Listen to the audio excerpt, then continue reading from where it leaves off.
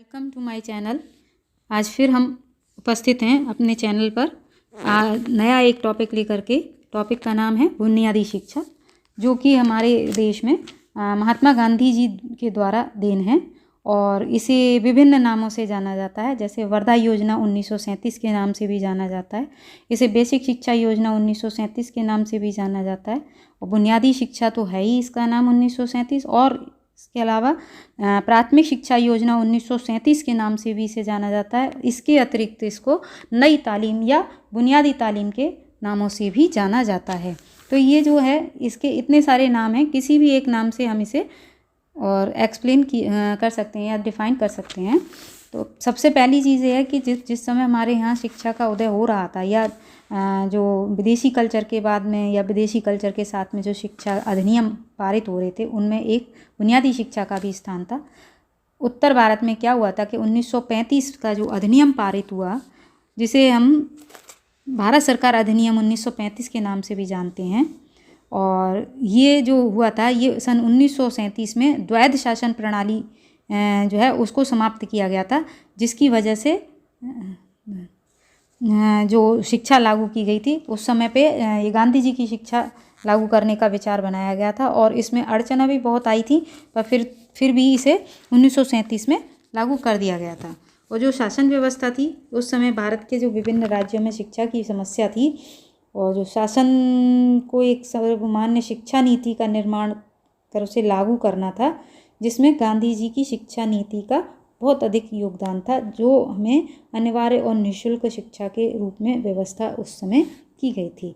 इस शिक्षा का जो उद्देश्य था, मेन जो उद्देश्य था वो क्या था, तो ये उद्देश्य को कुछ पॉइंट्सों में डिफाइन किया है, एक्सप्लेन किया है हमने। तो पहला पॉइंट है कि बालकों का सभ्य नागरिकों के रूप में विकास करना, यानी इसका जो उद्देश्य था वो था सभ्य नागरिक बन जाएं, जो किसी से भी ढंग से, कहते हैं ना कि व्यवहार जो है उनका सही होना चाहिए। दूसरा था अंत्योदय सिद्धांत का निर्माण करना, इसकी भावना के अनुरूप कार्य करना। अंत्योदय सिद्धांत का अर्थ था कि जो समाज में निचले वर्ग के लोग थे या जो निचले स्तर के लोग थे, उनका स्तर जो है वो उठाना, इस शिक्षा का उद्देश्य था।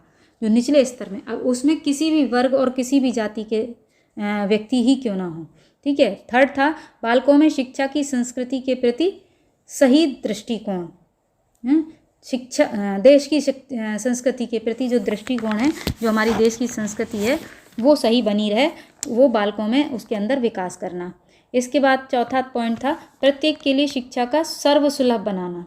हाँ, इसमें किसी भी वर्ग से संबंधित हो, प्रत्येक व्यक्ति के लिए या प्रत्येक बालक बालिका के लिए शिक्षा जो है वो आसान हो जाए ग्रहण करने के लिए। पांचवा पॉइंट विद्यार्थियों के श्रेष्ठ व्यक्तित्व का निर्माण करना, अच्छे व्यक्तित्व का निर्माण करना। इसके बाद छठा पॉइंट था ऐसी शिक्षा प्रदान करना जिसमें बालकों में आत्मनिर्भरता की प्रवृत्ति आ सके, यानी उन्हें पूरी तरीके से अगर देखा जाए तो हस्तशिल्प की शिक्षा इसमें पर अधिक बल दिया गया था। अब आता है इस शिक्षा का स्वरूप कैसा था। स्वरूप में सबसे पहली चीज़ थी इसमें कि जो 6 से 14 वर्ष की आयु के बच्चे थे, उनको बिल्कुल निःशुल्क शिक्षा दी जाए, और उनका जो समय रखा जाए वो 7 वर्ष का रखा जाए, यानी 7 वर्ष के अंदर इस शिक्षा की पूर्ति हो जानी चाहिए। सेकंड जो था वो था शिक्षा हिंदी माध्यम से प्रदान की जाए, यानी विदेशी माध्यम से ना। उस समय चूँकि अंग्रेज़ों का शासन था और अंग्रेजी का बोलबाला था, तो ज़्यादातर विद्यालय अंग्रेजी माध्यम के थे, जिससे कि हर एक व्यक्ति शिक्षित नहीं हो सकता था। तो उस समय में उन्होंने जो शिक्षा का माध्यम रखा था वो हिंदी माध्यम था। थर्ड पॉइंट था कि बालकों को शिल्पकार बनाने की, यानी हस्तशिल्प, कोई भी ऐसा उनको शिक्षा देते समय इस तरीके की शिक्षा देना जिससे कि वो अपना आगे का जीवन यापन आसानी से कर सकें। अगला पॉइंट था शिल्प ज़रूरतों के अनुसार, यानी जो शिल्प थे वो उनकी आवश्यकताओं और ज़रूरतों के अनुसार होंगे। जैसे ऐसा नहीं था कि प्रत्येक व्यक्ति को, कहते हैं ना कि चरखा ही काटना है, या प्रत्येक व्यक्ति को फावड़ा चला करके खेती ही करनी है, ऐसा कुछ नहीं था। जैसी जिसकी ज़रूरतें, जैसी जिसकी आवश्यकता थी, उसके अनुसार उनको शिल्प चुनने की फ्रीनेस, यानी छूट थी। 5वां पॉइंट था, शिल्प की शिक्षा देते समय यह ध्यान रखा जाएगा कि विद्यार्थी शिल्प के वैज्ञानिक और सामाजिक दृष्टिकोण को भी जान जाए। उसका क्या वैज्ञानिक दृष्टिकोण है और क्या समाज में उसका यूज है वो भी वो जान जाए। अगला पॉइंट आता है बुनियादी शिक्षा के सिद्धांत। अब सिद्धांत के अंतर्गत पहला जो सिद्धांत है वो है, सबसे पहला सिद्धांत हमारा जन सामान्य की शिक्षा, है ना। गांधी जी के विचार से जो शिक्षा थी वो उस पर सभी का अधिकार होना चाहिए था, यानी जो कुछ ही वर्ग के लोग या उच्च वर्ग के लोग ही जो शिक्षा ग्रहण करते थे उनको हटा करके इस सिद्धांत के अंतर्गत ये किया गया था कि सभी को समान अधिकार से शिक्षित किया जाए। क्यों? क्योंकि अशिक्षित व्यक्ति जो होते हैं वो पाप और कलंक के समान होते हैं। दूसरा बताया उन्होंने शिक्षा का स्वावलंबी होना, यानी प्रत्येक व्यक्ति जो है वो स्वयं में स्वावलंबी बने, जिससे कि अपना जो खर्चा है या शिक्षक का जो खर्चा है वो खुद से वो उठा सके। ठीक है। अगला पॉइंट है निःशुल्क और अनिवार्य शिक्षा। निःशुल्क यानी जो शिक्षा है वो 14 वर्ष तक के बच्चों के लिए वो शिक्षा बिल्कुल उस पे शुल्क ना लिया जाए और उसे उन्हें अनिवार्य रूप से प्रदान किया जाए और इसका जो खर्चा है वो सरकार उठाए। ये उसके सिद्धांतों में था। अगला पॉइंट है शिक्षा का सामाजिक स्वरूप, यानी समाज में ऐसे शिक्षित वर्ग का उदय किया जाए जो भारतीय संस्कृति और सभ्यता के मूल मंत्र को अच्छी तरीके से जीवित रख सकें। यानी इसमें ये था कि समाज में जो शिक्षित वर्ग है वो अपनी संस्कृति और अपनी सभ्यता को बनाए रखे।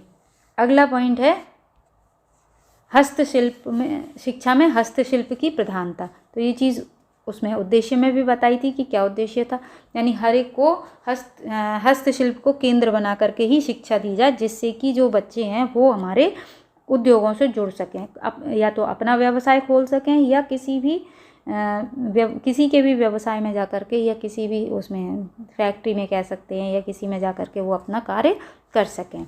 अगला पॉइंट है शारीरिक श्रम का महत्व। उन्हें ये बताया गया कि शारीरिक श्रम करने से क्या महत्व है, जिससे कि बालकों को आगे श्रम करने में कोई भी कठिनाई ना हो। अगला पॉइंट है मातृभाषा का महत्व। उसमें शिक्षा का जो माध्यम रखा गया था वो मातृभाषा रखा गया था, जिससे कि बालकों को शिक्षा ग्रहण करने में आसानी रहे, कोई भी कठिनाई उत्पन्न ना हो और जो मातृभाषा है हमारी, जो मेन भाषा है, उसके अनुसार वो लोग कार्य कर सकें।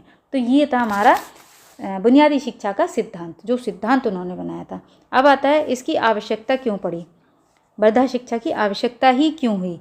तो इसमें है, इसके भी पॉइंट्स हैं। पहला यह है कि जो शिक्षा थी वो ये जो शिक्षा थी वर्धा शिक्षा, ये हमारी उद्योगों से जुड़ी हुई थी सबसे पहली चीज़। क्यों? क्योंकि इसमें हस्तशिल्प की शिक्षा दी जा रही थी, इसलिए ये उद्योगों से जुड़ी हुई थी। दूसरा था कि जो हमारे भारत में और भारत से के अतिरिक्त जो अन्य देश थे उसमें नए नए उद्योग लगाए जा रहे थे, जिसमें शारीरिक श्रम के स्थान पर ज़्यादातर मशीनों का प्रयोग किया जा रहा था और मशीनें ही कार्य कर रही थी। उससे क्या है, मनुष्य का जो शारीरिक श्रम करने का उत्साह था वो ख़त्म होता जा रहा था। तो इसकी आवश्यकता सिर्फ इसीलिए थी कि व्यक्ति शारीरिक श्रम करे और उसका महत्व पहचाने।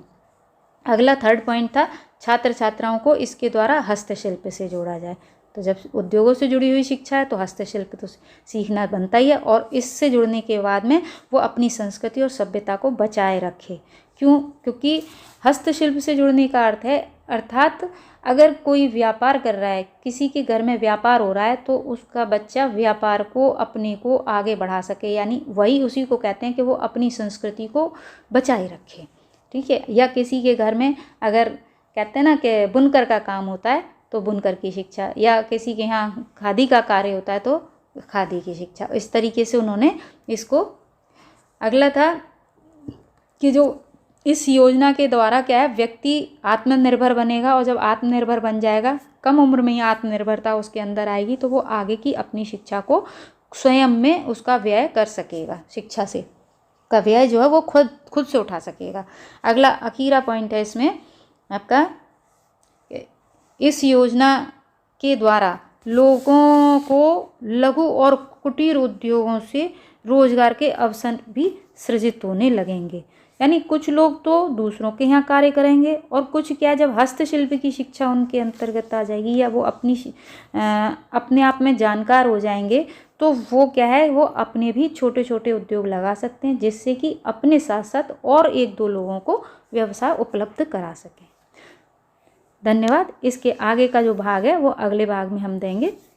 तो अगर आपने हमारे चैनल को पसंद करते हैं तो आप इसे लाइक करें, शेयर करें